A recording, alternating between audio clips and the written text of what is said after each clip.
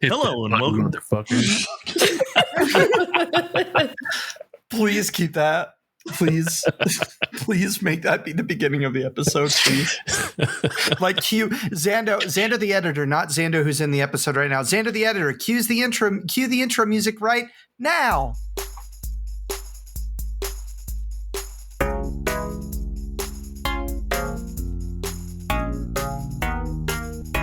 Super.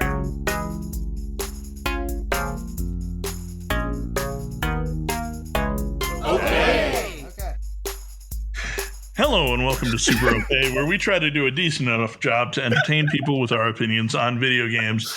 My name is Dale, and I'm joined here by some of my absolute favorite people on the planet, and also Clay. Clay, how are you today? I'm really good. I love that it only took us 200 episodes to still not perfect the intro moment of the show. We'll get it one of these times. God damn it. Mel's also here. Mel, how are you? I'm doing great. I'm doing great. Trying to get the giggles out, you know? Like, yep. Why? Just giggle. It's cool. People love a good giggle. Speaking of a good giggle, Xando is also here. Xando, how are you? I'm not gonna lie, I'm feeling a little flustered and disappointed. I was here to do a professional fucking podcast, and everybody's just joking around. Just pulling back the curtain for our listeners a little bit. We were about 5 minutes late starting recording this podcast because Xando was trying to get fart noises to play every time he spoke. So, like a goddamn professional. Yeah, exactly. Let's move on with the fucking professional podcast. Xando, from this moment forward, bud, we'll be fucking professional. All right. Business only, please. Yes, from this moment forward. Perfect. Dale, how do we do this? What do we do? Well, this is a video game podcast. Oh my fucking god! It was perfect.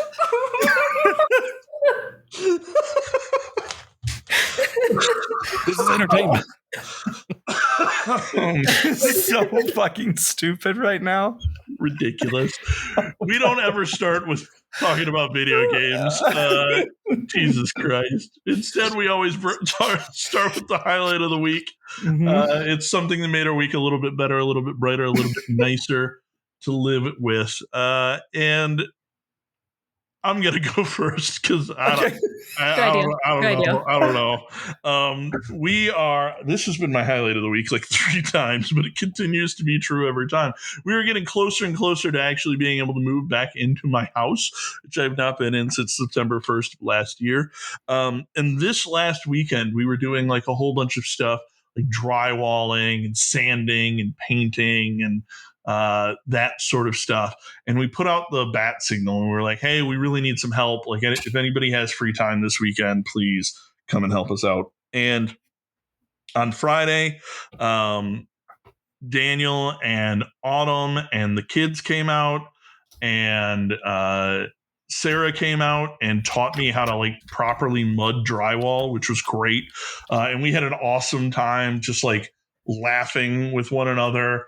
Me almost cutting myself, fucking the drywall right up. Sarah telling me that I had the skills of a high schooler. Like it was just a great time. And then the next day, Angie's brother Christopher and his kids came over and helped out. My brother came over and helped out. Like it was just really awesome to like not only be back in my house and like working on it and having a path towards the end, but also just like the incredible outpouring and love of our friends and family who have been like helping us throughout all of this. Like not just this weekend, but like all the way back to literally like last year when people were like knocking on bricks that we were 100% confirmed that they were going to be able to reuse, and then they couldn't. Like all of that has just been absolutely amazing. But none of that happened this week. So this past weekend, all of the help, that's my highlight of the week. Plus we got a lot of shit done, and I'm like sore, but I'm that good kind of sore in my shoulders, you know? So yeah, that's my highlight. Nice. I'm so excited for you. It's like happening so soon. Right? I'm very excited. And also, that like soreness from doing work like that is one of the more satisfying like physical exhaustions in the world of like you did a physical thing that like has real actual ramification. You can see the result, you can feel the result. Like it's satisfying to actually feel that exhaustion, at least for me, more so than just like I'm exhausted because, you know, I've like went to Cedar Point or something. It's just not the same. I don't think, at least. Yeah, fully agree. Yeah. Fully agree. Cool. Who's Yeah. next? I'll go next. So this week I did a lot of like finishing of things. Like I got to finish a couple of books this past week. I also got to finish the base game of Stormblood, and I'm working on like post game patch quests, and it has been like very like nice to like finish something, you know, like you've been working hard to like do something and all of a sudden you're like, wow, I made it to the very end, like, and it feels really great. But now I'm like at this point of my life where I'm like, what am I going to do next? I'm not exactly sure like what my next step is. Like I know for Final Fantasy there's like more quests to do, but like with reading a book, like now I'm like, do I play a game? Do I read another book? Do I like start binging a TV show? Like the world's my oyster right now and I'm very excited for it. So Nice. you don't want to focus down the patch quests to get into the next expansion then? Like you want to kind of take a break and step back and do something else with your time for a little bit? It would be really nice because I got so overwhelmed as soon as I finished, you know, the based expansion. A whole bunch of blue quests just popped up and I was like, oh God, there's 5 of them, 6 of them. And there's a whole bunch of dungeons I got to do. And it just like felt very, very overwhelming because it wasn't like a, you know, like a typical, I guess like, you know, a typical ending to an expansion where like quests slowly come out. It's just everything hits you all at once. And it was just like a little bit too much for me. So now I'm just kind of like taking my time, like picking ones and then following through. And then, yeah, I don't know. I need to walk away from the game. I'm playing way too much of it. I always felt the same way trying to catch up with Final Fantasy 14. Once I got to the patch quests, it was always like, oh God, I'm not there yet. Like you work so long for the MSQ to get to the next expansion. Like I finally, oh shit, no, I didn't. Exactly. All right, here we go. Yeah. And then you have like raids that like start popping up that you can start doing. And that's like a whole series of quests and things to do. And I'm just like, I don't know. I have ADD in that game. I need to like chill. I almost caught up. I got to, I bought, what was the Endwalker? I bought the expansion and I got to the beginning of it. And then I was like, I can't play this anymore. So I never actually played Endwalker. And I was so looking forward to being caught up to the point where when patch quests came out, I could do them as they came out and feel like, oh, this isn't as daunting of a task anymore. And I didn't get there. Yeah. It's funny, Mel, because I oftentimes when I'm like finished with a book or a television series or some games, I have this like feeling of loss or this feeling of sadness that like yeah. I don't get to do it anymore. And it's really interesting to hear it from the other end where you're like, the world of possibilities is available to me, you know? I remember I finished Remnant 2 and I was like, oh, this game was amazing. Like I should hop back in. And then the ending of it disappointed me so much that I was like, I don't really want to play this anymore. But I also don't want to play anything else. And so I just kind of like didn't play video games for a couple days, just like, like cleanse my palate. And so it's kind of cool to hear that you're the exact opposite. You're like, I could do anything. Yeah, well, don't get me wrong. Like I am kind of upset that like the book that I read was over, but like I know that there's more books to the series. So I could like continue down that path, but again, it's like daunting, just like in Final Fantasy 14. Like there's just so much more book I have to read. Fair. That's awesome. Do you want to share what book it was or no? Yeah. So I finished up Lord of the Rings. I did the first book, Fellowship of the Ring. And then this past weekend, I finished A Court of Thorns and Roses.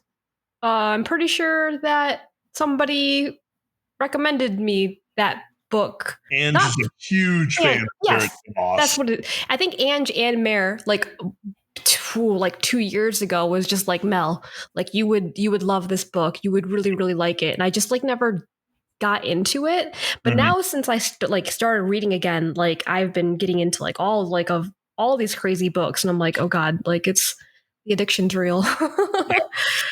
Yep. I've also been reading a lot too, Mel, so I understand. I just recently finished the first book in the Way of Kings or Stormlight Archive series called The Way of Kings, which I also recommend. It's very good. Yeah, fantasy book. Yes, incredible. Like I think it's either the highest rated fantasy genre book on Goodreads, or it's the highest rated book on Goodreads. Period. It is incredible. It is a masterpiece. What's it called again? Way of Kings. It's book 1 in the Stormlight Archives. It is absolutely it's astonishing. It's genuinely like a masterclass in fantasy writing, in my opinion. Oh shit! It's a Brandon Sanderson book, dude. That guy pumps out a shitload of fantasy books that people just rave about. So, all right. I recently finished the Mistborn trilogy, and then I just finished that book. So, highly recommended. Highly recommended. Yeah. Add that to my Goodreads. I mean, I guess I'll go next. It was Sammy's birthday this week. Sammy, for those listening that may not know, is my dog. While I don't necessarily like celebrate this kind of stuff normally, I've had a weird year and things have been really hard. And to be honest, Sammy has been the most constant source of joy that I have had in my life since everything started going to shit. And he's amazing. He always puts a smile on my face. He's the reason I've literally gone on a daily walk every day since the end of February. I've never missed. There are even some nights where I haven't done it and it gets to be like 11 o'clock and I'm in Discord and it's like raining and I tell people, I'm like, I got to go take my walk. Like I don't want to end my day without taking my walk. Plus he loves it. So I wanted to get him a few things for his birthday. So I got him 2 dog treats that were both in the shape of human food. One of them was a pizza, and the other was a cinnamon roll. I posted them in the familiars chat of the Discord if you're curious. And then my friend Emily, who loves Sammy maybe more than I do, bought him a dog toy that is a bottle of tequila, but it's spelled Tug Keela, and it's a tug toy, and the cork of the bottle, or like the lid of the bottle, pops out slightly to like tug on it as a tug toy. It's fucking adorable, and he loves it. So that was my highlight. Fed my dog pizza and a cinnamon roll, and gave him some liquor. The only thing cuter than the dog treat pizza and cinnamon roll is your dog. Yeah, dude. The little treats are so freaking adorable. Because you said you gave him a pizza, and I thought like this motherfucker's out here feeding his dog pizza. Like, okay, I guess like you do you, but no, it was like a little dog treat. It's very cute, but man. Sammy, big old head because of the way that he's cut. It's adorable. It's a cute haircut. It really is. It is. The last couple times I've gotten him cut, he's looked good, but this time it was a new groomer. And when I picked him up, I was like, what the fuck? My dog looks like he belongs in a magazine. Like my dog is. And my favorite part about Sammy, because he's so cute, his mouth is open a lot like most dogs, but he pants a ton. But he's missing a couple of teeth in the bottom left of his mouth, and so he kind of looks a little redneck when he smiles. So it's even cuter. Oh God, I love him so much. So big shout out to Sammy, longtime listener of the podcast. Sammy loves it. Awesome, wonderful. I guess that leaves me. So also in the familiars channel of the Discord, I shared something that's my highlight of the week. My son Ben, who is going to be 4 in a couple of months, which is just fucking weird to say. He's taken a real liking to music. Like he's always been pretty musical, being able to like hum back tunes after he hears something. But lately he's been asking in the car, like I'll play a song, he'll go, Dada, is this instrumental? I'll be like, yeah, bud, this one doesn't have any words, and he'll just like listen to it. And he's been identifying like different instruments and whatnot. We borrowed a book from the library. It's all about guitars. It's about the history of guitars and some famous guitarists and stuff like that. So he's like asking questions about that. And we were driving in the van the other day. I don't remember what we were doing, but randomly like a punk rock song came on. I don't remember what it was. And he's like, I really like the drums in this song. I was like, all right, we can keep this playlist going. And it came to Come Out and Play by The Offspring. And I was like, Ben, this has got a really cool drum intro. Are you ready for this? He goes, yeah. So we're like listening to it. And I said, oh, also there's a guy that keeps popping up in this song that says, you got to keep them separated. And so when I say take him out, you need to say that. Okay, bud? And he's like, yeah, I can do that. And so we're listening to the song. And every time it gets to, that part in the chorus where it's, you disrespecting me, take him out. Ben in the backseat goes, you got to keep us separated. And he just like does it every single time. And it's adorable. That's so we cute. get home that same day and I showed him the music video because he likes to see people playing the instruments and whatnot. And at one point when that guy says you got to keep them separated, he pops from the side of the screen. And Ben thought that was hilarious. Like, oh, that guy's standing on the wall. And then he looks at me and he looks at like into our kitchen area. He goes, I have an idea to play it again. And so I like start the song over and he runs into the kitchen and he like hides. I don't know where he's at. And it gets to that point where it's, it's getting to the part where he says, you got to keep them separated. And Ben pops his head out from the side of the door frame and goes, you got to keep us separated. I was like, amazing. Oh my God. I was like, I don't know how you're 3.5 and came up with that on your goddamn own, but I love it. That's amazing. So in the Familiars channel, there's a video of it's like bedtime. I'm like, hey, let's try this real quick. And I've got a video of him like saying that part. And it's so awesome. I just love how much he's taken to music and is doing that stuff. It's one of my favorite things in the world is driving with the kids and being able to like give them a cue and point to them and then they do a thing in a song. It just brings so much joy to me. Oh my God, so freaking cute. Yeah. On top of that, I also just took an awesome shower and I'm feeling super refreshed. I don't know if you guys do this. In the summertime, I love to take a very hot shower and then for the last like 5 minutes, turn the water to cold. And it just feels so refreshing. It's so great. And I did that before we started recording and I feel really good. That sounds like torture to me. My mouth it's not like just instant I'll kind of slowly till it's a little bit cool and then I go full on cold and it feels like you're getting into a pool. It's awesome. Oh, you're God. crazy. Yeah, I would never. You're crazy. Just ease yourself into it. Just stand there, let the water hit your head, and then kind of let it slowly get cold. I promise you're going to love it. It's going to change your life. Can promise you I will not. Do you know the kinds of showers I take?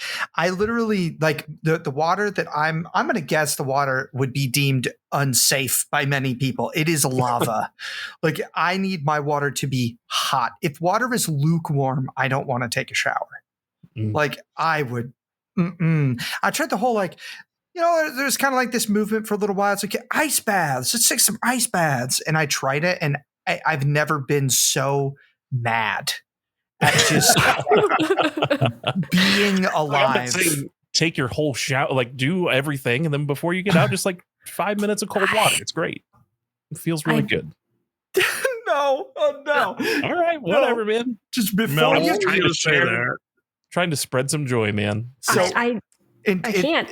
Yeah, Mel, it sounds like we're on the same page. Listen, do your thing. Take your shower. Be relaxed. Enjoy the warm water flowing over your body. And then right before you get out, fucking torture yourself for 5 seconds. No. Like I'm having a hard time forming words because I just think about like how cold that shower is and how unhappy I am. It's so good. As someone who has frequently been described as a living furnace, I'm going to try this. It actually sounds pretty good. Yeah. I said ease yourself into it. Don't go like a full like shock and switch it immediately to cold water. That sucks. And supposedly that can like do something like get your heart rate going and like can help boost metabolism or something. Supposedly, again, the internet's a fucking wacky place. But honestly, when I'm done, I just kind of let the water just pour on my head and I slowly turn it. It gets cooler and cooler, and then I just like rinse myself off in cold water, and it feels great.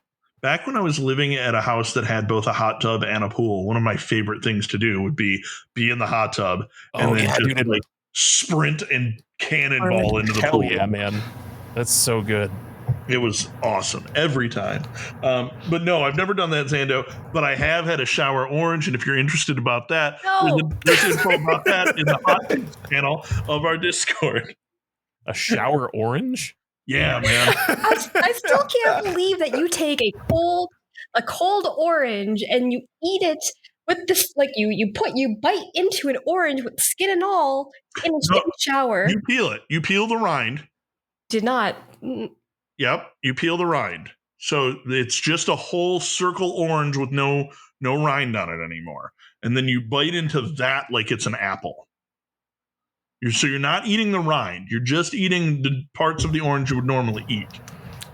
Hey, Mel. The rind. Mel, I'm getting a vibe that you and I might be in danger because I think this episode is meant for Xando and Dale to let us know that they're serial killers. Yeah. Like, what in the fuck are you two talking about? How have we gone 200 episodes and now finding this out? Try a shower words. That's all I'm saying. That's all I'm saying. Speaking of 200 episodes, on November 3rd of 2020, the first episode of Super OK came out, and it was generally considered to be a pretty bad idea. And by the first episode came out, I mean the first 10, because for some reason, I believed that it was a good idea to record 10 episodes before we put any out and then drop all 10 on the same day. That was definitely not overwhelming or whatever. But since then, we have recorded 189 other episodes without ever missing a week unintentionally. And we started and then we ended writing articles when we realized that no one likes to read. We made a bunch of really good video content that is still on our YouTube channel. If you haven't checked it out, you should. And most importantly, at least in my opinion, we have built an amazing community. It is through the generosity of that community that we have also been able to raise over $6,000 for charities that are near and dear to our hearts.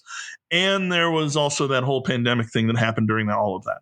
Mm-hmm. So today, if no other time, when could we be self-indulgent? It is our 200th episode.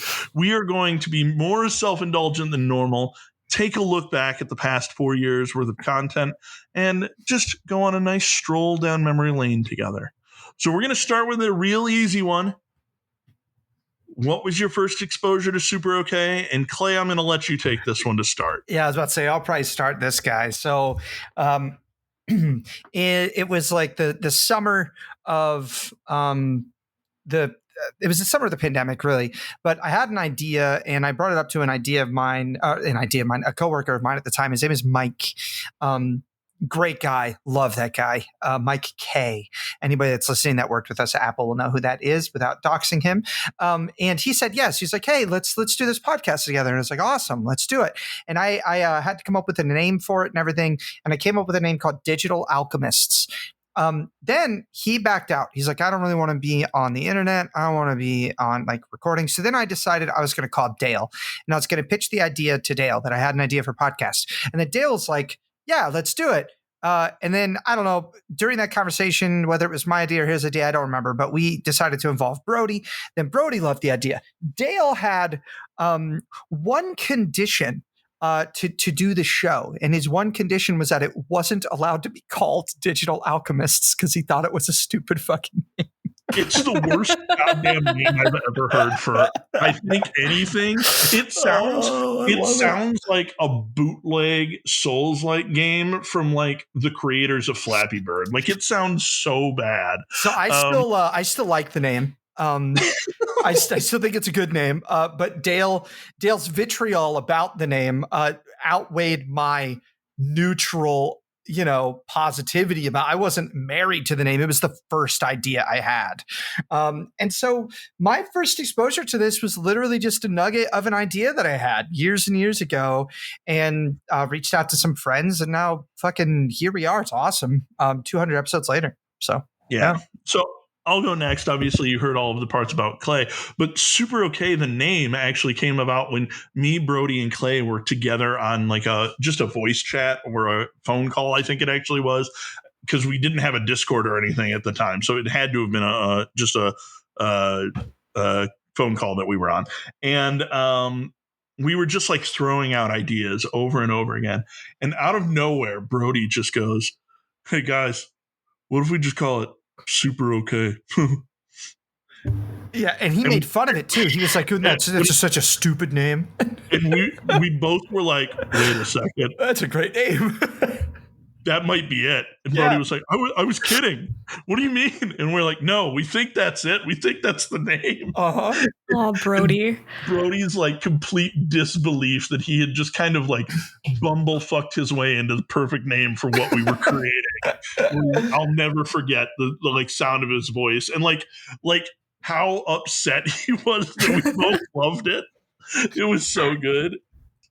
So yeah, that's when I first heard of Super Okay, was when it came out of Brody's mouth in what I can only describe as a thing that surprised even him. Yeah. Yeah. Mm-hmm. I love that. When did Gannon start becoming involved? When did you guys bring him in? Man, that's a good question. I don't know that I could nail down an exact timeline. I'm sure Gannon could. I know it's going to be in that document that we have of the episode archive. Yeah, so Gannon first guest hosted on the 19th episode when we talked about how much we loved Hades. Yeah, I was about to say Hades, right? Yeah. Yeah, and then he came back. We had all of our guests from the first year come back on the year in review and just talk a little bit about like what was good in their year. And then he was on the 24th episode where we talked about Cyberpunk 2077 and how shitty it was. That episode's aged great. And then we did one on video game movies right after that, and he came back, and then he came back a little bit later and a little bit later. And you then can get rid of him. Got it. Yeah. And then boom, somewhere around episode like 53 or something, he became a permanent member of Super Okay. Nice. So, yeah. Very cool. What about you, Mel? Yeah, I was going to say, I guess I'm up next. How did I learn about Super Okay? I'm pretty sure that you guys invited me for a chores episode, but I think that only spawned because I randomly ran into Dale at a Star Wars exhibit at the Detroit Institute of Art.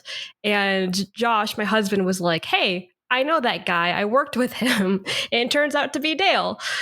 So we like chatted for a little bit. And that was my first time like ever speaking to anybody from, Super Okay. And I think it was like a few months later, you guys invited me to, guest for an episode, and then you guys were like super like cool and very, very chill. And then next thing I know, I get a message from Clay at like 1 a.m. or something later that week, and he was like, "Hey, do you care to join join us?" And I was like, "Yeah, that sounds like fun. Let's do it." And so, ta-da! Here I am. And we're so glad because like one thing that actually, Mel, this is interesting. I want to say day one, like day zero, before Super Okay ever even was founded. I'm pretty sure Dale mentioned this on our phone call that he was like, we need to be aware of the fact that we're starting a podcast with 3 white straight dudes. And I was like, good fucking point. So like we knew right away that like that group, if it went somewhere, we really did want to try and not make what we were trying to do just a place for that. And so you were so wonderful and we loved you so much. Like you just had such a good vibe, and we were all thrilled when we reached out to you about you actually saying that you wanted to become part of Super Okay. I honestly can't imagine Super Okay without you. So even though you weren't here from day one, it feels like you were. So I'm really glad you were here. Yeah, I'm glad to be here. It's been fun. Yeah. It's been real good. You're better than all of us, and I was really surprised when you said yes. So I'm really pleased about it. Genuinely, it's true. What? Yeah. Why? Why were you guys like freak? Do you think I was going to say no? I mean, yeah. I've met Brody, I've met Gannon, I've met Clay, and most of all, I've met me. So yeah, you would have had every right. Speaking of people who I thought were going to say no but didn't, Xando, what about you? No. I can't believe you thought I would ever say no. So I first heard of Super Okay right probably before it happened. I've been friends with Dale for almost as long as I've been with my wife. So I first heard about Super Okay before it came out because I'm hardcore as hell. I remember you talking about like wanting to start a podcast. And then I don't remember, you were like, I'm kicking around a bunch of different name ideas. And there was, I don't remember what it was at the time, but I was like, oh, hell yeah, man, you should totally do that. I think that sounds great. And then all of a sudden it was like, hey, we're recording a whole bunch of stuff. I was like, that's awesome. I can't wait for it. And then it came out and I was like, I love this. This is awesome. So, and then I listened for a long time. And after 20 episodes, after 19 episodes, you invited me to be on the 20th for video game music, which is obviously something I have a huge passion for.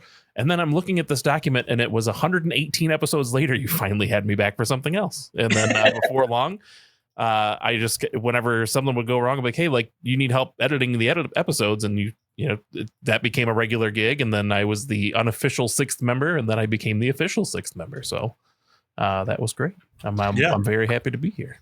Well, here's the thing. You came from a previous podcast that was like pretty tenured as well, called Legend of Retro. And I knew that it ended because a lot of people like didn't have the ability to like continue it. And it just kind of like died.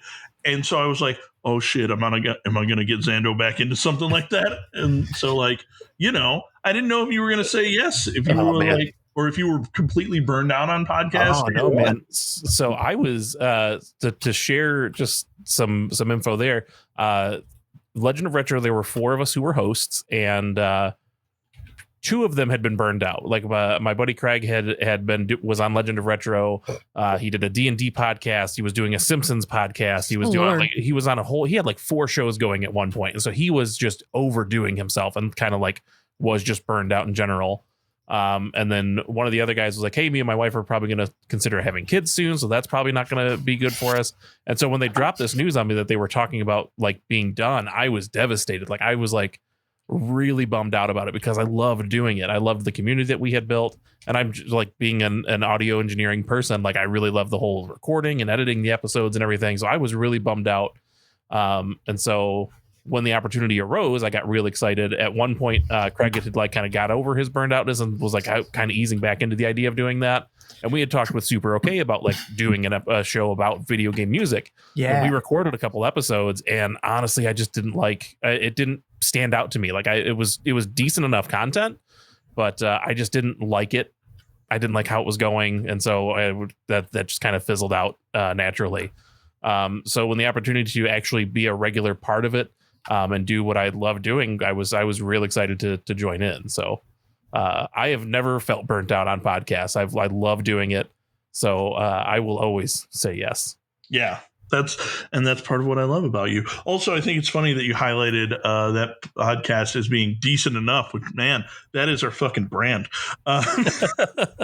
Well, and actually, just real quick on this note, because I understand that we still have a lot more episode to go through, but when it comes to Brody, who's not here, Gannon, who's not here, and then Xando, you like as well, that the entire time we've done this, like everybody that's come on day one has been in and been about this and cared about this in such a huge way. So every time I reached out to somebody new, like Gannon, like Mel, like you, like Brody, everybody always puts all of themselves into this. And just thank you for that. Because when we launched our Patreon on the Twitch show, I'll never forget it. You within 10 seconds, you're like, fucking first subscriber, bitch. You know, you're like, I'm in. I was like, damn, that's awesome. And so when we talked about inviting you like to be part of it, all of us, like the conversation was like, hey, so everybody knows that Xando loves this maybe more than any of us, right? Yeah, it was a no-brainer. Yeah, you've been part of Super OK, whether you were a quote unquote official member or not, for almost since the very beginning, man. So honestly, thanks for everything. Yeah, well, it's almost a shame. So great. It's like almost a shame that we didn't invite you earlier, because I would have loved to have you on like some of the crazier episodes with like everybody, you know, like it would have been a lot of fun. Listen, I'll sit here and listen to you guys talk about how great I am all day, but we've got a lot of episodes to do. So please continue to sprinkle in compliments as we go. Okay. Well, I think we all know that Xando's answer to this one was that last question. But for everyone else, what was your favorite memory from Super OK so far? Does being active in the Discord count? Because I have loved the community and all the people I've met through it. Being in the voice chat and getting to know Gannon better, and just everybody else who jumps in, like Tubbs I've known for a very long time, but I got to know him more through doing this, and it's just great to just we have such a good community and a good active group of people that it's always a lot of fun to just share stuff from life and share stuff from video games and all that. I love the community of Super Okay. It's one of my favorite parts about it. But if that doesn't count, then I would probably say all of the game show style episodes, because those are always my favorite. Yes, they were fun and also absolutely ludicrous. Yes, Very that's what I loved chaotic. about them. Oh, and the Ask Me Anything episode that Dale, Mel, and I did, that was a lot of fun too. Also, an absolute ridiculous episode. What an insane idea. Okay, so Xando said community. No one else is allowed to say community. We got to say something else other than that. I'm going to go second here. I'm going to say, obviously there's a ton of awesome memories that I have. But I want to call back to a time when Ganon was home. And this is something our listeners probably don't know about. So I'm pulling back the curtain here. But we had all of the various hosts over to my house. This was pre Xando joining, just to play board games. And everybody brought their significant other. And we just hung out, had a really good time, and played some fun board games. We played Captain Sonar. It was a freaking blast. And I still have pictures on my phone's lock screen from that day, just because it was so awesome to have all of these people that I loved in my home together. It was awesome. A wonderful sense of community in the other sense of the word. And then my runner up to that is popping balloons with my katana on the charity stream while dressed as Sonic, because that's the best kind of unhinged. So. Oh my gosh. Yeah, the charity event was so much fun. We raised a decent amount of money for some super great causes, and it was just awesome to see the community all get together. We even had a little Dicey do a one shot for us, and that was wow, this is incredible that they put so much time and effort into that. It was so good. It was. So good. I loved that event. It was great. Yeah, it was awesome. I'll go next and say whenever I think of Super Arcade, the very first thing I think of is when I had the idea, and then we recorded our first episode. Dale was like, "Listen, none of us have done this before, really. So this is what I don't remember who your reference was for this, Dale, but you're like, we should record our first episode ever, listen to it, and then throw it away and never let anybody listen to it. And then we'll record it again and we'll learn from our mistakes." And I remember I was mowing the lawn and I was about to listen to it. And I was going through a really tough time because my ex-wife had just been diagnosed with cancer. We were going through a pandemic. I had been stuck inside the house for months. And then I started to mow the lawn and I started to listen to the episode. And about halfway through the episode, I just remember feeling so happy because I was like, this isn't bad. I don't have a critical ear. I'm just enjoying friends talking to with one another. And I think other people will enjoy this too. And when I got to the end of it, I remember I was like, I'm going to tell the guys, I think that we should just release this one, but maybe we'll record the other episode. We'll re-record it. So we re-recorded that first episode, and that first episode is still genuinely the first episode about the Xbox Series X. Or no, I think it was about the Xbox, and we recorded it again, and we all agreed it sucked. We liked the first one when we weren't trying to do well or trying to be a good podcast, when we were just kind of friends hanging out. And the reason why that memory means so much to me is during a time when I was feeling so sad and scared for so many reasons. It was just joy. Sorry. So. Oh, man. You got nothing to apologize for. And honestly, I felt exactly the same way. I read a book by the McElroys, and they were like, record a podcast and then throw it away. And we recorded it. I was like, but this is good. Do we have to? We recorded the second version of it, and it sucked in comparison because we were trying to redo bits and and it was just not natural. And that's just not what Super Okay has ever been, is pre-recorded or really premeditated, sometimes to our own detriment. But the first episode was so good. So yeah, I'm right there with you, bud. It was the beginning of something that I knew was going to end up being meaningful to me, and I was hoping that it would be meaningful to other people, and it has ended up being that. And so it's just a lovely little pocket of time I get to have forever. So that's Cool. mine. I'm not gonna cry. You're gonna cry.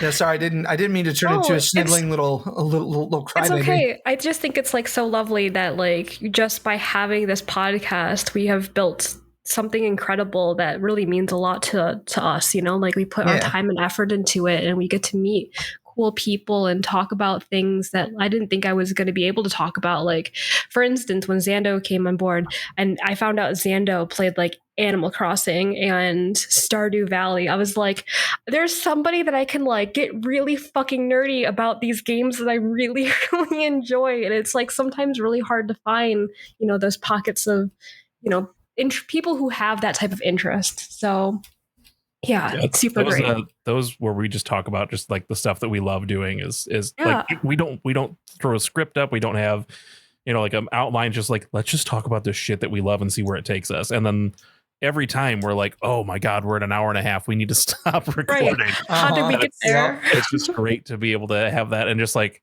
and it does, I haven't gone back and listened to those episodes, but nobody's complained like, oh my God, these guys won't stop talking about this thing. So I have to assume it's entertaining enough. Like, no one's mad at us for talking about it. So I'm always going to be down to talk about these cozy games that we like so much. Oh yeah. I need a follow up from where you're at right now in Stardew Valley. You said that you're in year 5 now. We got to talk about that later. For sure. We still got to have our Stardew night because Tubbs needs to learn how to play the game properly. We'll definitely do that. The other great thing that I loved is us being able to play video games together, like, and having that be recorded. Like, I really, really enjoyed the times where we just got to play like random ass games because it was like content. But I was like, these games are actually very fun, and like it gives me an excuse to like play these like random games that I really wouldn't have played on my own. Like, it's just nice to be able to like sit down with someone and be like, okay, yeah, we're like getting through this. Like Rounds, that game is freaking fantastic, Dale. I honestly want to play it more, but I haven't found anybody else who would want to play it with me. You know, just so stuff good. Like that, you know? And also we had like that Wilder Myth playthrough that I think that we should continue at some point. It's so fun. Yes. So good. So right? Good. Yes. 100% agree. 100% agree. Yeah, I would love to finish Wilder Myth. I think it's awesome. Speaking of things that we would love to do, what episode have we not done yet that you wish that we would have? Okay, hold on. I know that I've gone. I'm pulling a Brody. I'm going first every time. First of all, I haven't said this yet. Brody, I fucking miss you, and I love you. I love you with all my heart. Forever, Brody. And I miss you so much. I do regret not at least trying to get Paul 11% Tassie on the show. I will always give Brody shit for picking. What are the chances of Paul Tassie coming on the show and Brody being like, no, I think that there's like an 11% chance. It's so funny. One of the funniest things I've ever heard him say. But like, I should have shot him like an email or a tweet or something. Just giving it a shot. You know, I regret that. I think that I wish we would have tried to make that happen. And then if we couldn't make it happen, then just like, I don't know, like make an unhinged episode where we have a topic and just use like a Paul Tassie soundboard to answer certain questions. Just like come off as like real serial killers. And we'll have Dale and Xando do it while they're in the shower or something because they're apparently they do shit like that. So yeah, that's mine. We're doing shower episodes?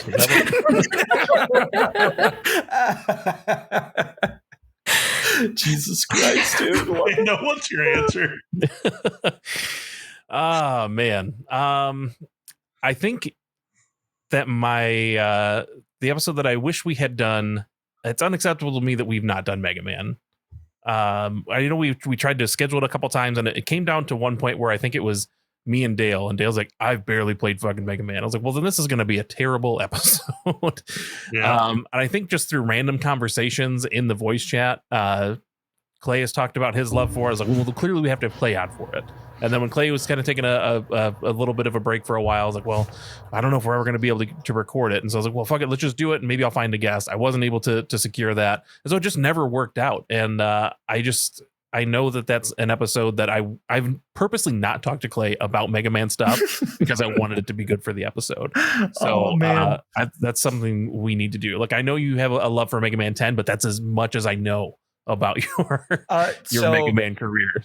I will say this: it's in some medium, in some format, in some way, you and I will do something for Super OK related to Mega Man. I'll make you that promise on episode 200. I promise. Excellent. Because perfect.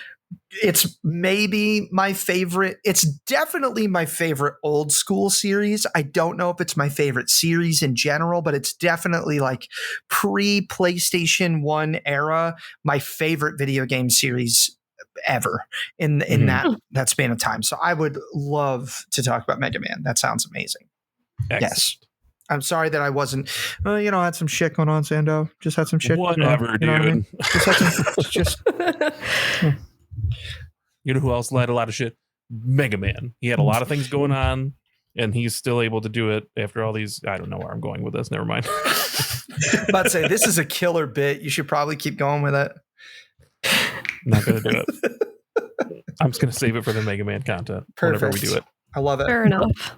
Mel, what do you got? I would have loved to do a gamer girl episode where I just hosted a whole bunch of girls or ladies coming in to just talk about video games. I think that would have been really cool to gush over maybe some cozy games, having some, I don't know, talking about our setups, what we experience in video games that men normally wouldn't experience in video games. I think that would have been really interesting to just kind of collectively hear other people's experience.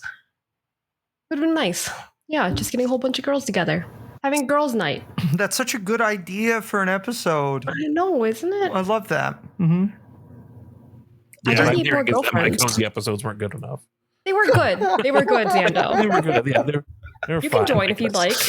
Wow, can be inclusive. typical man making it about him. Mm-hmm. Yep. Oh man, yeah. Let's villainize him. Help! I'm being repressed.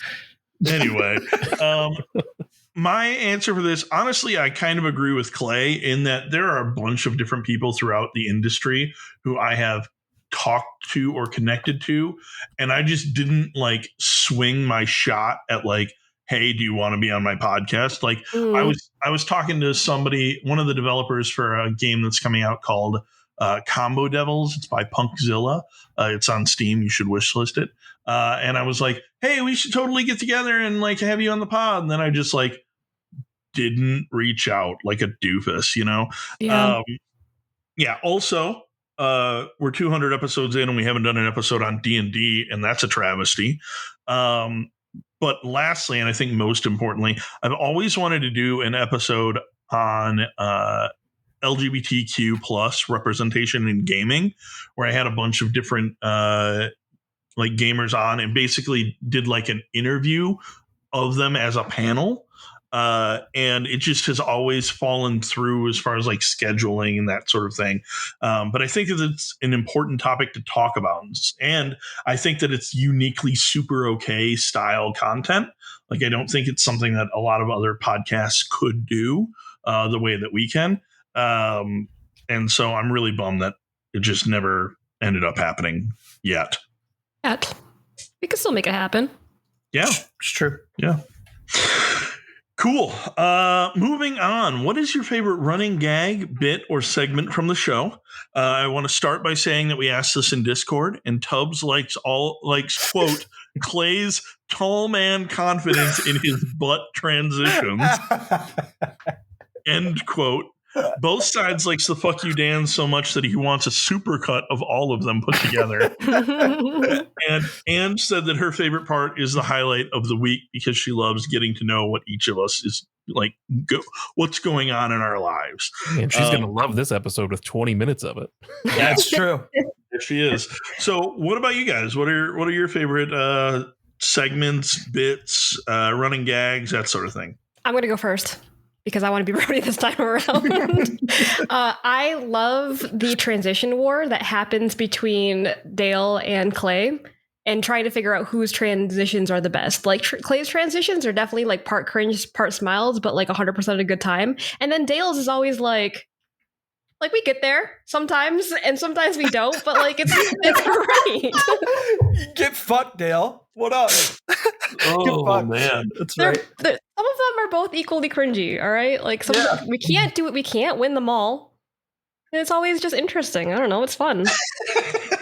I like how Minor described this. We get there sometimes. Sometimes. You know, I you like and even more that Tubbs. one of the things that Dale hates the most is being called out on his transitions, and we're specifically doing it right now. Whereas, like for me, I'll pull back the curtain just for half a second. Okay, I like fucking around, and this is one of my favorite things to fuck around about.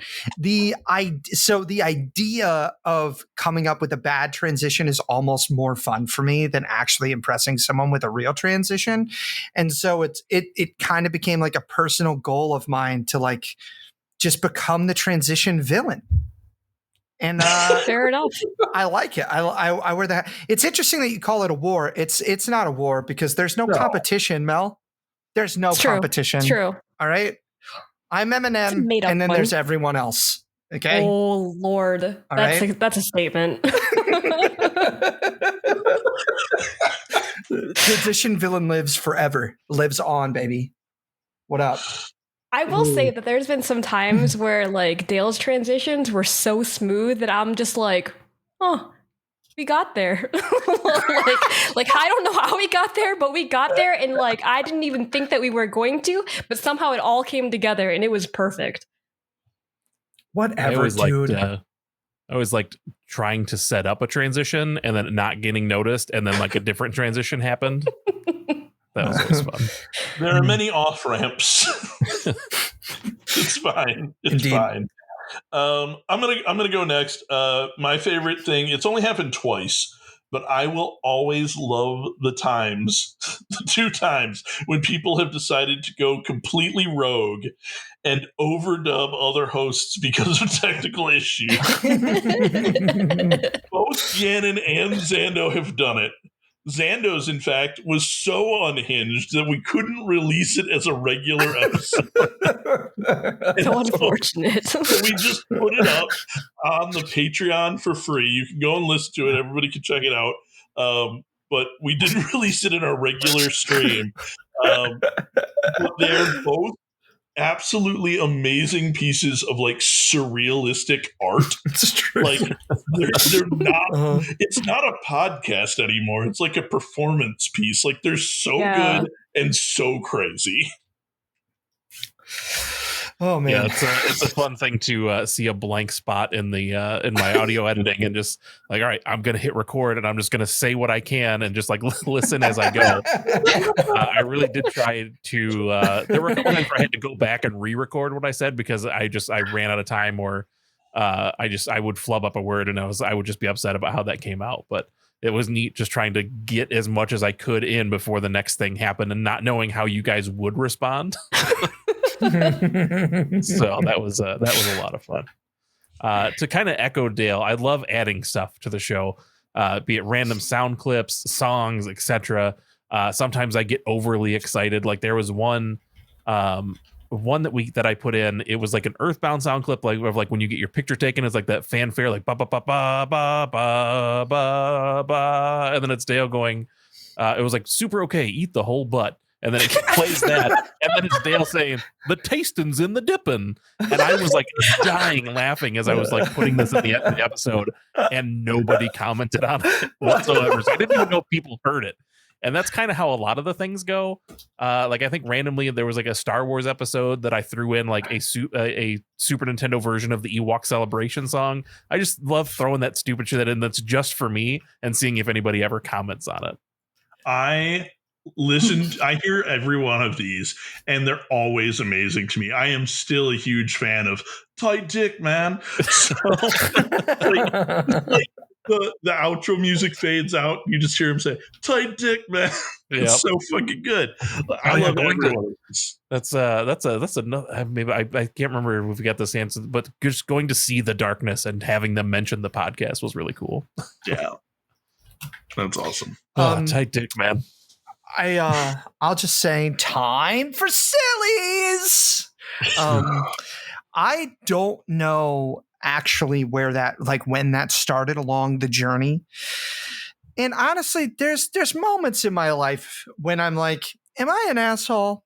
Because I really do get joy. I really do get joy out of being a jackass that also makes other people upset sometimes. And Dale, just the audible upset nature of your soul at the sound of Time for Sillies, it fills me with life. I can't describe it. I love it so much. It's one of my favorite things. It's one of my favorite feelings on the planet. In fact, is hearing how much you hate Time for Sillies.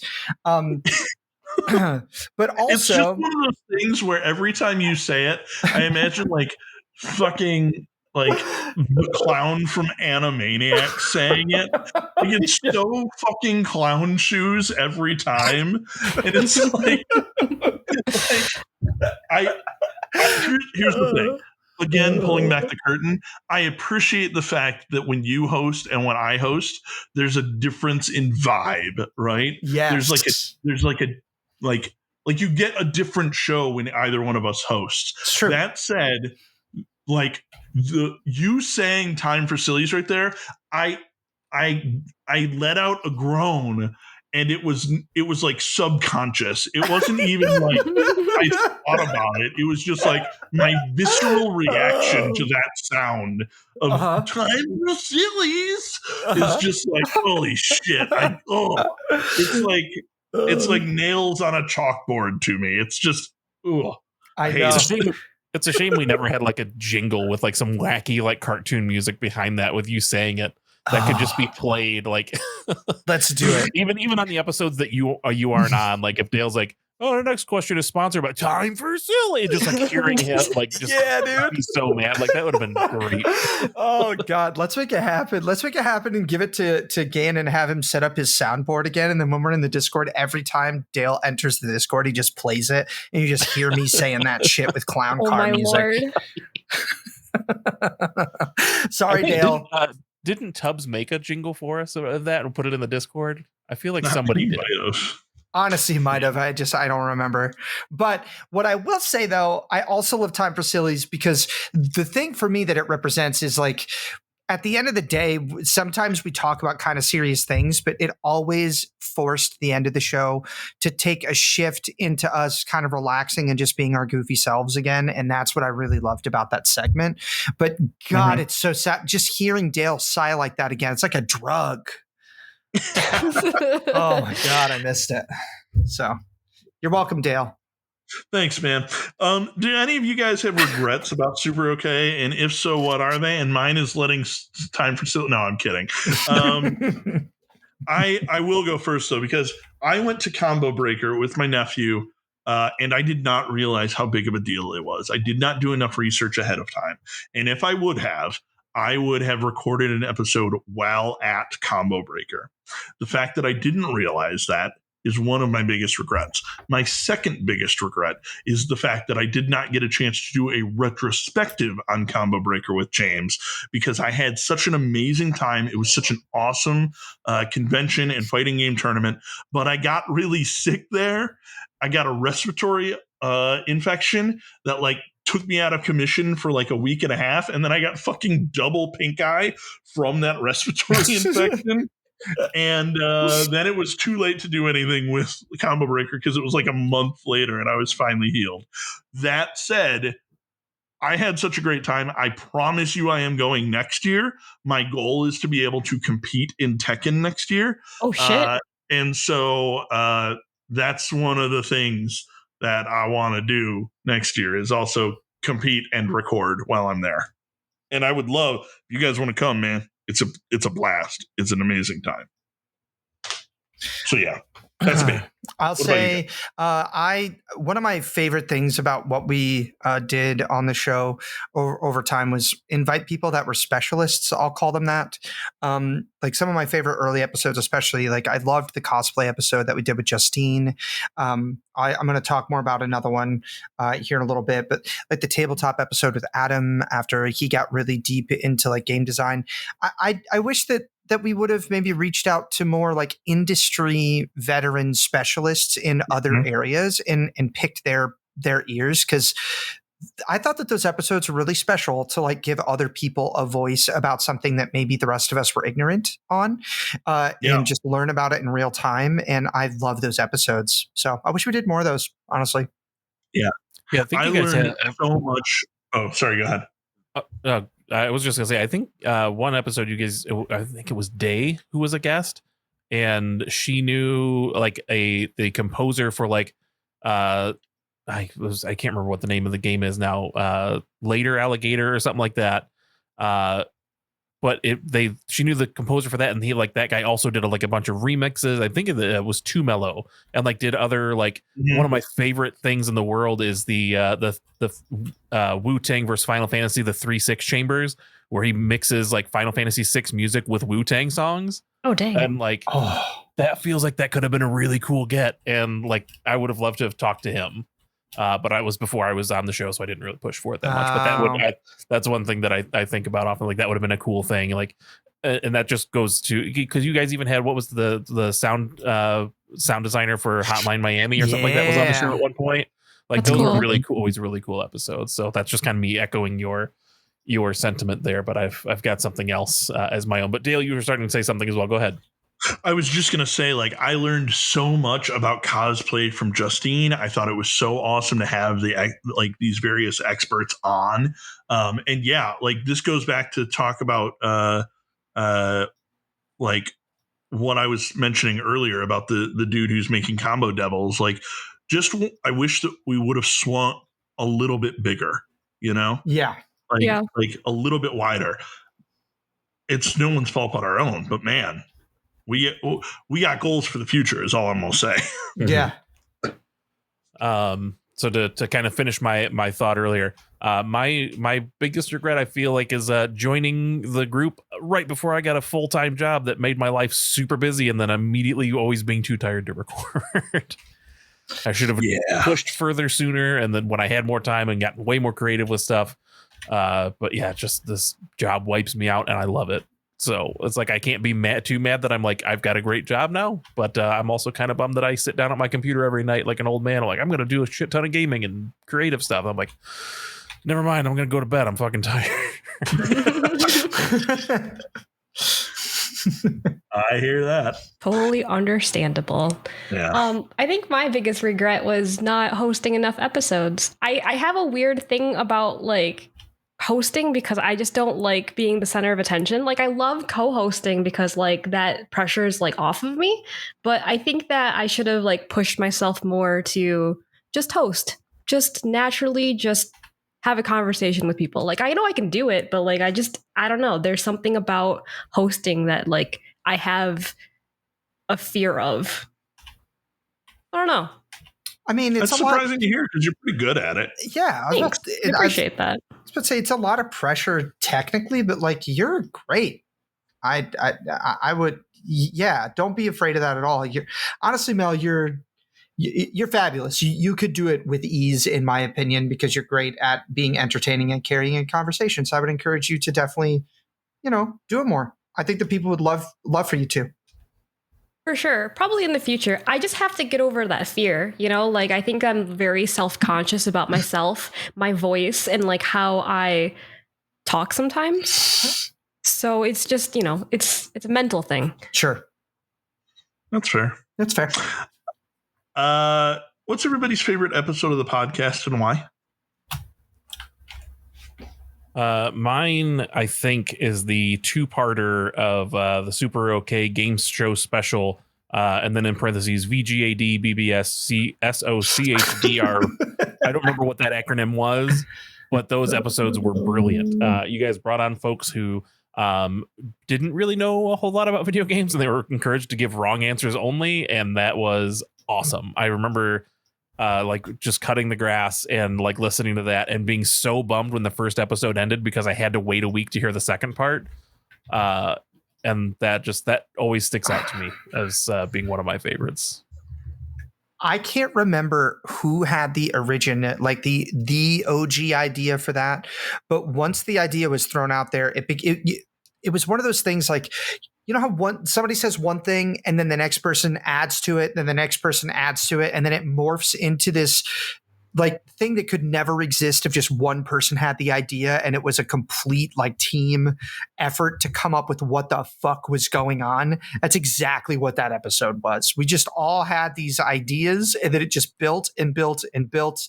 And I think it all ended up being something none of us expected it to be. And it was, for me, some of the most fun I have had recording the show. And I believe that may have been the first time. Was it the first time that I didn't host? If it wasn't the first time, I'd only not hosted one other time because Brody wanted to try it or something. And so for me, it was also like I got to take a step back and let Dale do his thing. And it was so fucking fun to be part of. So yeah, I love those episodes. I hosted like one or two before that, but yeah, okay. You're right. There were not a lot of episodes that I hosted. There was one episode that Dale hosted before that. But other than that, I think for the first 32 episodes, Clay was the main host except for that one episode, and then took over, and then it kind of flops around a lot more. Yeah, I just remember like when we did those 2 episodes, I was like, oh, this is nice. I just kind of like sit back and let Dale do his thing. Fuck yeah, that's awesome. So yeah, those were fun, Zando. I can tell you that my favorite episode was actually mentioned earlier. It was the audio design episode. Jordan was such a wonderful guest, and he had such incredible experience in the industry. Like if you're listening to this episode and you haven't gone back to listen to older episodes and you want to like pick some to listen to, I genuinely think all the ones with our guests are the best, but the one with Jordan to me is quite special. If you want to know literal things about like some of the most famous games ever when it comes to like their audio, he worked on them. Games like Hotline Miami. He did fucking sounds for Mario Kart. It was just incredible to sit down with him and hear from somebody that actually worked on these things that like so many of us have experienced and get his perspective on creating them. It was one of those experiences that I don't think I'm ever going to forget, because I felt very lucky to have access to a person and their brain and their experience to just kind of soak that up from a new perspective was amazing to me. So my favorite episode will probably always be the audio design episode, just because of how special it was from like just a content standpoint for me. I have a lot of very, very, very precious episodes, but audio design is my favorite, just like raw. This is a badass hour of podcast content. Yeah, that checks out. I am trying to remember what the abbreviations after the game show. Oh yeah. I know it's video games are dumb, birth by sleep, it's super okay, championship, hyper dragon, what's the R? Hyper dragon? Why are we putting dragons in this? Oh my god, we're making fun of the naming convention of like the Kingdom Hearts series. Yeah. Got it. Anyway, was it super okay champion hyper or high definition remake or remix or something? Oh, super okay championship hyper dragon remix. Yes, hyper dragon remix. Oh my god, it's so dumb. Oh god, it's so good. It's so good. Dumb. I love it. Anyway, my favorite episode, other than the aforementioned insane Zando episode, which will forever be my favorite episode because of how absolute ludicrous it is. I actually think my favorite episode is the Father's Day episode where Brody interviewed his dad. Oh yeah, that one was going to be mine. And Zando interviewed his daughter, because it was such a sweet episode. it showed about how like gaming is more than gaming, right? It's more than the controller in your hands. It's the bonds that it helps to build amongst like the people you love. And it's the sort of thing that is like a uniquely super okay episode. You're not going to hear that on any other podcast. And so that's why I love it. Those are some good episodes. Like Mhm. they're just so precious, and like hearing Brody's dad just like talk about games was just, it's so cute. It's so cute. Uh-huh. I have to go back and listen to that. I don't even remember what Helen said. Bunch of cute stuff, man. Most likely.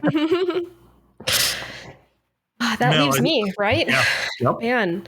I think my favorite episode was the character creation one, because we got to talk about Dingle for a really long time, because we were discussing Cyberpunk 2077 and how like you can change your genitals. That was a thing.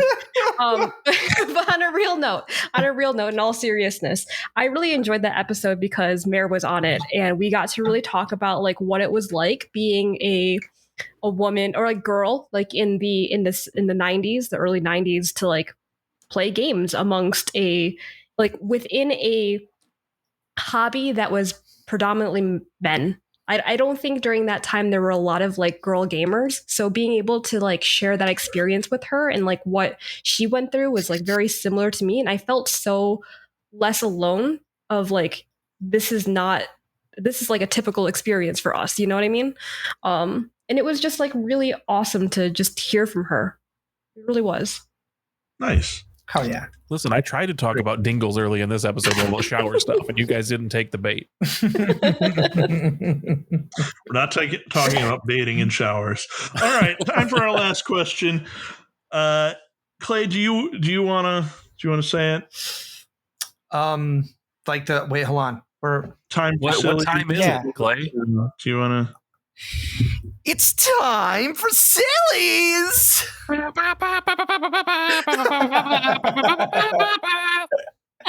Yeah, baby. What up? God damn it. All right. So this question is sponsored by Hiatuses.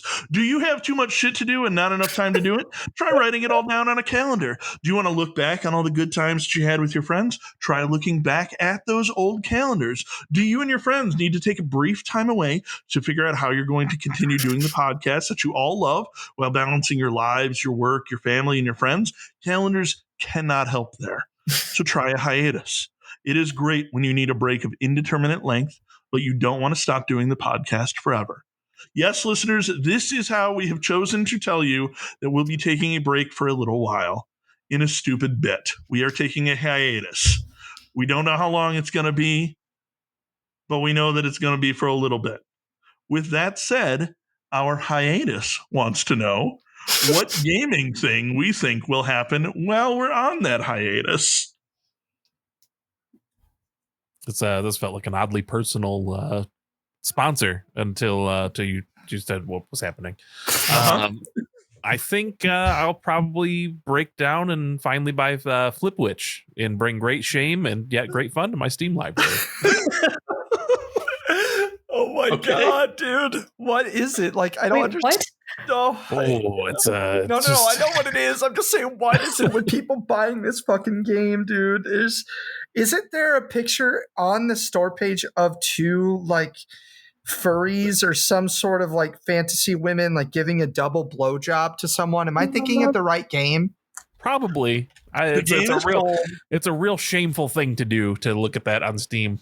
Flipwitch forbidden sex hex. Yeah, I'm looking at a picture of a blue alien veiny cock being given a double blowjob by two cat ladies. So, listen, Dane swears that it's a great, actual, fun Metroidvania, and I love me some Metroidvanias. So I'll break down eventually and do it for the lulz.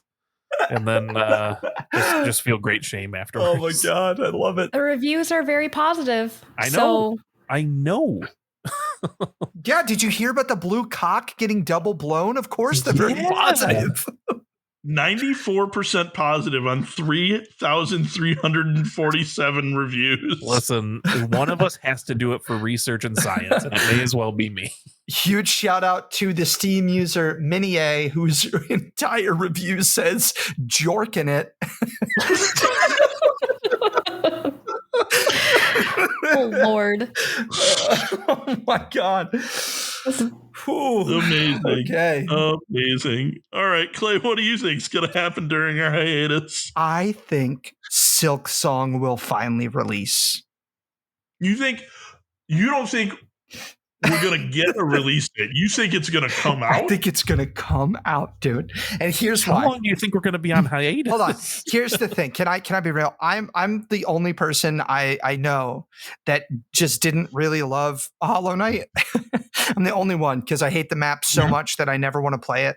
I'm so fucking tired of hearing some of my friends bitch about this that I just want to put it into the universe so that it's out and people will stop talking about it.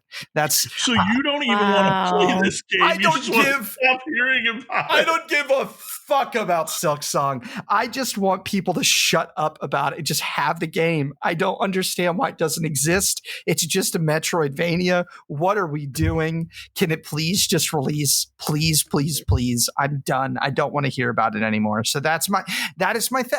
I think Silk Song's going to release. I'm going to put it into the universe, baby.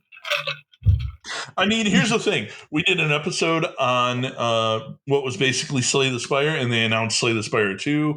We have brought some things into the universe, both good and bad, via this podcast. Dane is convinced that I have magical powers. So it's possible that Silk Song is going to come out. I don't think it's going to happen, but it's possible. So, sure. Mel, what are your thoughts?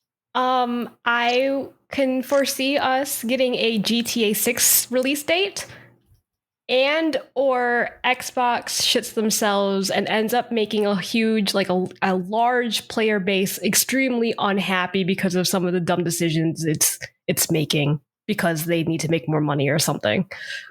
Mel, that leads me to believe that you are unaware of the thing that Microsoft announced literally earlier this week. What? Like when? Like, I don't know, like yesterday? earlier this week. Like, I don't, maybe it was Friday. Oh God. Yeah, I wasn't around, so it was within the last 7 days. They announced that Game Pass, not all tiers will be getting the day one releases. wait, there's multiple tiers of. Well, There's they had like Game multiple- Pass and Ultimate, right? So They had Game Pass Core, which is like the console one. They have Game Pass PC, and then they have Game Pass Ultimate. right. Game Pass Core.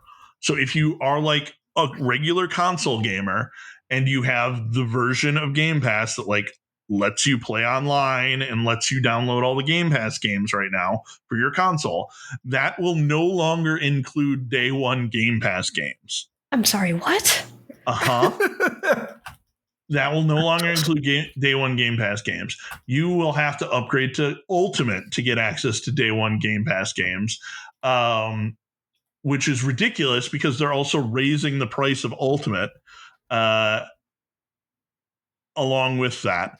And so basically it's like, and they have tiered out how they're doing like the Call of Duty thing, where if you God. if you have the console version of Game Pass, you only get access to the campaign, not the multiplayer. To get access to the multiplayer, you have to have Ultimate.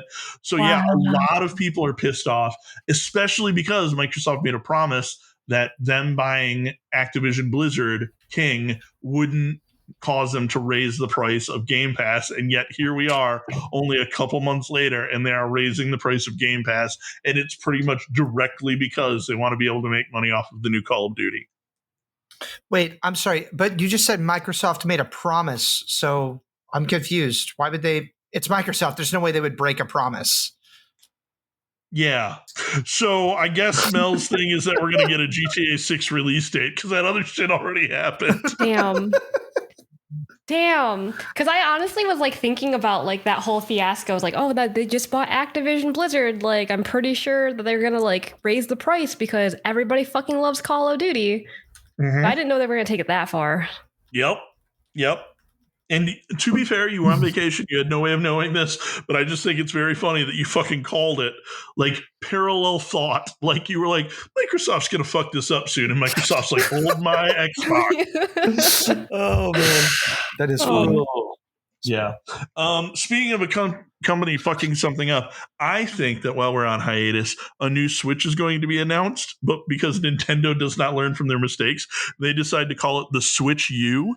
And Donald Trump and his followers immediately condemn it because they're idiots and they think that it's some sort of like gender transition university. And then Nintendo hears this news and announces a limited edition rainbow version of the Switch U. And that's going to break all sorts of pre-order records. Wow, this is so specific. Yeah. I'm very excited about it. I think it's going to happen. I mean, you just put that into the universe. Yeah, dude, all right. It's not going to be Silk Song that releases. It's going to be this that your weird magic brings about. I mean, I hope so. I want a weird rainbow Switch U. Sounds awesome. And then Clay will just continue to be sad that people are talking about Silk Song, and I'll continue to be that person that talks about Silk Song and pisses Clay off. God. Just please bring it out so that Xando has it so that he doesn't have to talk about not having it, please. Please. But then he's just going to talk about how good it is. Yeah, I'm just sit in the Discord and stream it all the time. I love how it has a map, but I have to fucking can't use it. Sorry. Oh, what? Can't I'm fucking so sad about this exploration game making me explore. What a weird fucking You thing. can't use it? What are you talking about? Yeah. Yeah, to unlock the, like in Hollow Knight, you can explore and like get little bits of the map, but in order to get like the full area, you have to find the guy and buy the map from him. And Exactly the same as in Ori 2. Nope, not at all. It's the exact same map system. It's not the same. It's not the same because Ori 2 isn't oppressive and ridiculously difficult. Okay. This is a conversation for a different episode. And that episode will have to wait until after our hiatus. Speaking of that hiatus, we are going to keep you guys all updated in the Discord. So if you have not yet joined the Discord, I would highly recommend doing so, in addition to news about the future of the podcast and Super OK and that sort of thing. It's an amazing community. We're all still going to be hanging out in there, sharing goofs, playing games together, talking about showers and Silk Song and that sort of thing. And then we also might be posting some content to our YouTube soon as well. So make sure that you're subscribed there because we recorded some stuff and I just haven't had a chance to put it up. But now that we're going to be on hiatus, I'm probably going to have a chance to actually edit that. And then outside of that, if you decide to stay a Patreon, we love you for it. If you decide not to be a Patreon, we get that too. But thanks immensely for our Patreon so far because you have helped keep this show free. So that's amazing. Anybody got anything else they want to say? Yeah, I mean, just anybody in. We hope you have a Super OK hiatus. If you're still listening, thanks for listening. And Dan, we'll love you forever. Goodbye, everybody. Say goodbye. Bye. See ya. Bye.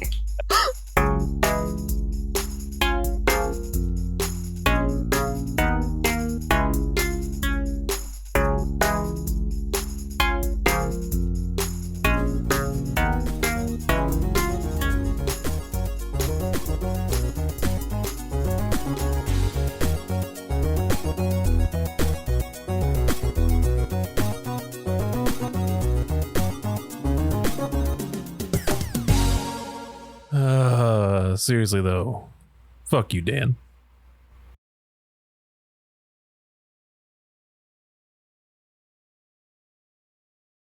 Tight dick, man.